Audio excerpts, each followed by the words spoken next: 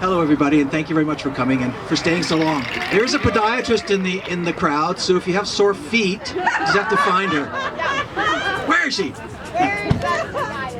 Well, you know, I'm here because I wrote that letter to Dr. Henry, the open letter. And, you know, I'm a family doctor. I live on Denman Island, which is just a small island, a little north of here, about 1,000 people.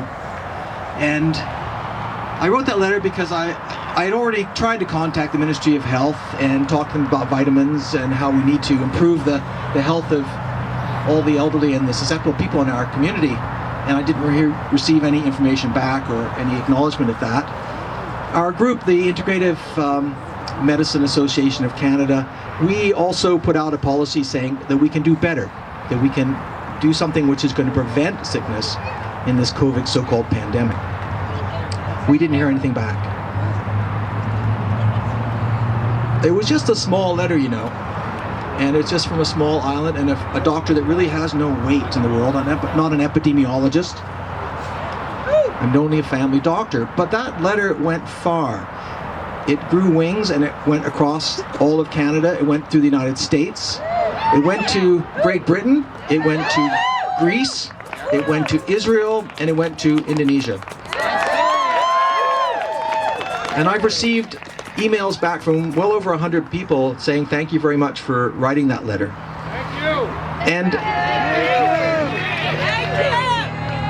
you know, you don't really need to thank me for it because I feel that really I didn't do much to write that letter. It's mostly that letter has validated how people feel regarding this COVID so-called pandemic. They're sitting across the dining room table speaking to their family, and their family is telling them that they're crazy, that they're conspiracy theorists. And to get a letter from a doctor, it doesn't matter who, that helps them to sort of feel that what they understand, what they're experiencing, what they see with clearer vision is actually the truth. That's what that letter has done. And that's why it's having the power and why it's going around, is because people know what is happening. And that letter from a so-called professional, but is actually giving them some courage and some sense that what they're seeing is correct. And that's the importance of that letter. It came from a small doctor, a small island, in a small place, you know, no big deal. But it does show that something that is very small in starting out, just like every action you and I make, can have quite far-reaching effects. We know that Bonnie Henry, the Ministry of Health, and actually our government, and all governments all around the world, have been telling us a false story. We know that. We all are aware that the PCR test is fake. We know that New York Times came out saying that it was at least 90% or up to 90% false positives. We know that we're being told about cases when we're not being told about patients. You know, on Vancouver Island, there are 6 deaths in total, and there are no patients in the hospital right now. But there are lots of cases, because if you're testing people with a false test, you're going to have a lot of false positives, right? Asymptomatic patients, or asymptomatic people who are not patients. So that's the story we're being told. We know that. We know that masks don't work. We know that this is aerosolized, 0.1 micron virus in size. Masks can't trap that, and it's aerosolized. It comes out the top, the sides, the bottom, and so on. I think we're all quite knowledgeable about the facts about that, right? But you know, days can be pretty discouraging, and you can wake up feeling quite despairing. At other times, you know, you see a win for the Gipper, and you go like, oh, I feel so good, you know. And then later you hear about a new masking law or a restriction of our size of gatherings, and then your emotions plummet. I think this reflects the fact that we have 2 battles that we're fighting here. One is the outward battle. One is where you're a warrior trying to change the world in small ways perhaps, but you don't know how big those ways will become. And the other part is the internal warrior. When you see your emotions going up and down like that, you know that you don't have stability inside.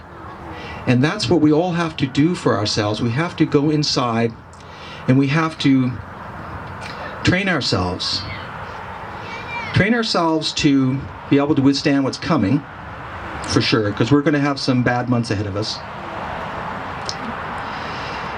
But look deeply into ourselves and train ourselves in all the good qualities that make us human.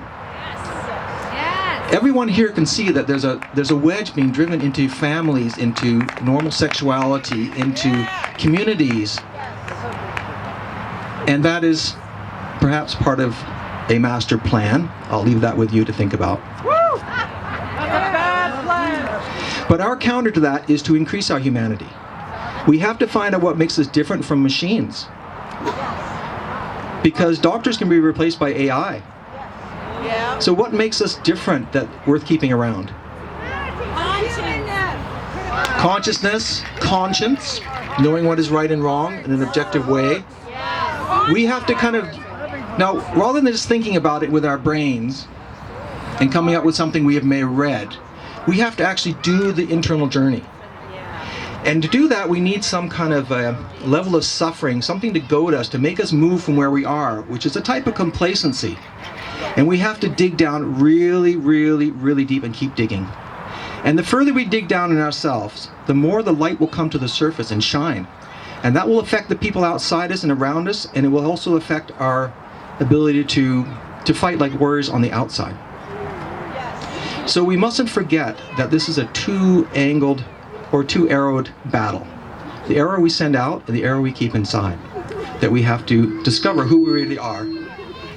And that will make us better warriors on the outside. The talk we had this morning, I thought, the introduction that opened this gathering, I thought was very profound. David Icke said, I am you having an experience through the perceptions for a very short time from a different position. Which means that we are one family, even the people that we might label as being evil. Even the Bonnie Henrys and the Teresa Tams and the Bill Gates and the Soroses of this world, they are humans. And we mustn't forget that. They're just behaving very badly, and they're causing a lot of harm to people and suffering. So let us keep in mind that we are one human family. It doesn't mean we have to lie down and be a doormat for this. In fact, it is our obligation to change things in the outside world. But let us never forget that those people are us, having experience from a different perspective. And that we cannot leave them behind in the long run. We have to take them with us. And I think this is the most important thing that we're going to learn here. We're getting a lot of friction, and then we're getting a lot of fire put onto the cauldron. That cauldron is for us to transform ourselves, and through a type of contagion, transform other people around us, even though they don't know what's going on. So this friction that we're experiencing is actually the way we're going to get out of the prison that we've been in for so many years. The prison that we've not really even recognized until we've come to this moment. So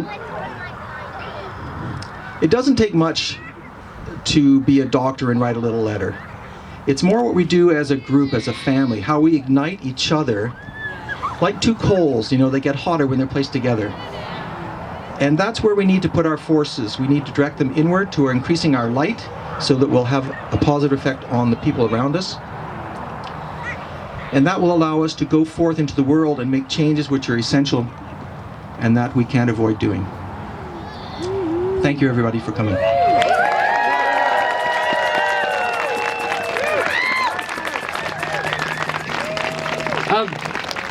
Are you accepting new patients? I would like to see a show of hands.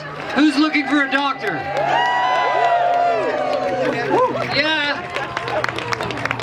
Thank you, Dr. Stephen Malthouse. We're so appreciative that you came to join us today. Thank you.